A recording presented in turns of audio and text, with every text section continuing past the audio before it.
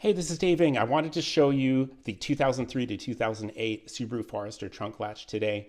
And this one is a pretty simple latch as far as how it works. We have a black actuator on the back, a 2-pin connector, and there is also 2 pins here as well.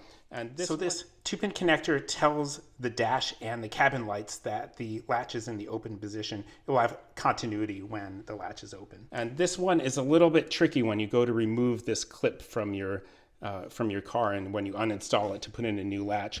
Now there's a plug that goes in this way, but the release for the plug is on the inside, so you have to press down on that, but you can't get your finger in there to do that. So what I do is go in at an angle. You can't really see it here in the dark, but I press up with a small screwdriver on that clip, and that will release it from the back of the latch when you go to remove it from your car.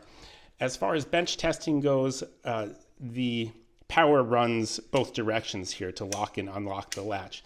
So we have a power probe in the office, and I will just put some power on that, and right, so it is working. You do hear it firing, and you can put the polarity on each wire to lock and unlock it.